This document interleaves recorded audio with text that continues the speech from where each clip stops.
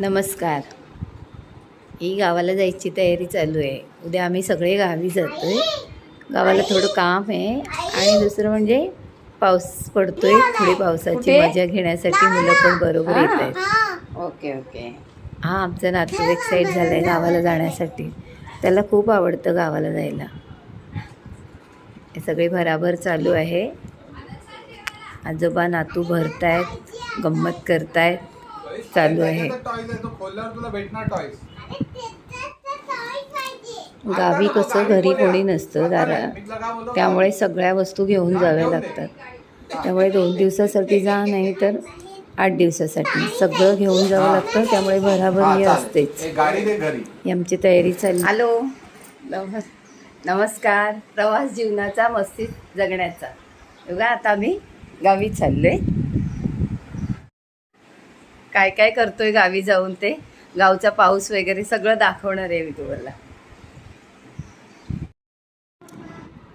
हे माझ्या नातवाची गंमत जम्मत चालू आहे. कपडे घालताना मस्ती. आणि गावाला जायचं म्हणजे तो इतका एक्साइट होतो ना, काय करतो त्याचं त्यालाच समजत नाही.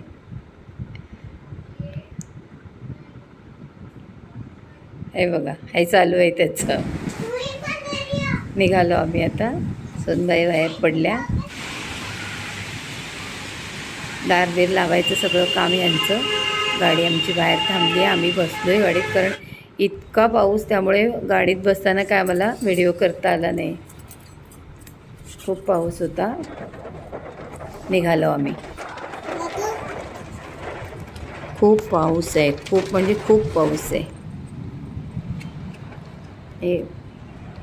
हे दिसतंय ना, खूप पाऊस आहे बाहेर. आम्ही शुक्रवारी सकाळी निघालो.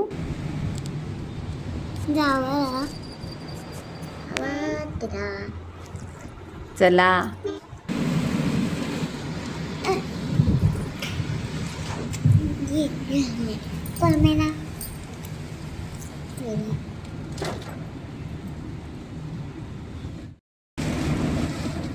हे आता आम्ही जवळजवळ पनवेलच्या जवळ येतोय. खूपच पाऊस आहे. अगदी समोरचं दिसत नाही इतका पाऊस आहे.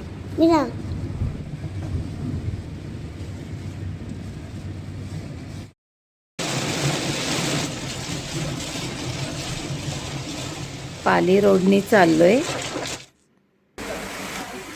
आता आम्ही नाश्त्याला थांबलोय. हे हर्षाली हॉटेल आहे. चांगलं आहे, छान मिळतं नाश्ता. तिथे आम्ही नाश्त्याला थांबलो आहे. तिथेही गाडीतून उतरायला होत नव्हतं, इतका पाऊस. पण एक आहे, मस्त वाटत होतं, छान वाटत होतं. मस्त पाऊस पडतोय. आता हा गरम गरम नाश्ता बसून छान वाटते. पाऊस आहे पण वाटतंय पण छान. खरंच पावसात कोकणात एक फेरी मारावीच, ज्यांचं घर आहे. बोल.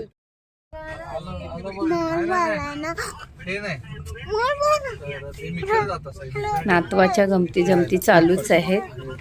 आणि बघा बरं, बाहेर इतकं छान वाटतंय ना, एवढी मस्त हिरवळ. अगदी म्हणजे ना, खरंच आपण कधी कधी म्हणतो ना, स्वर्गसुख ते हे आहे हो.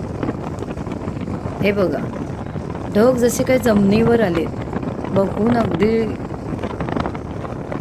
डोळ्याचे पारणं फिटावं ना, असं अगदी मस्त छान ढग चाललेत जमिनीवरून, अगदी वाहत आहेत असं वाटते. किती छान. आपल्या कोकणात एवढा छान नजारा आहे, कशाला कुठे फिरायला जायला हवंय. आता आमचं जेवणाचा टाईम झाला आहे. जेवायला आलो आम्ही. तेही ते आनंदभवनमध्ये येतो. माणगावला आहे. आम्ही मंडणगडचे जाताना आम्हाला माणगाव लागतो. रत्नागिरी मंडणगड.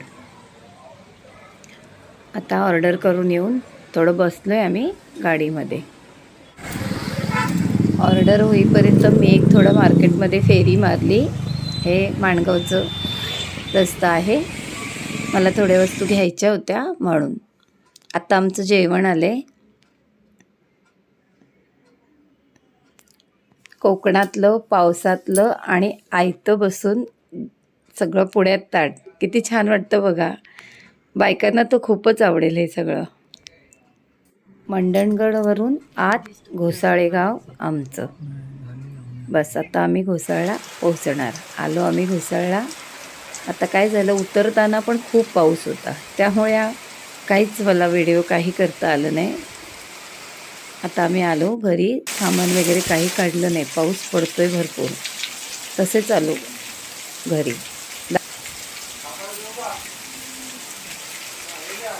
हे माझ्या घराच्या समोरचा सगळा नजारा.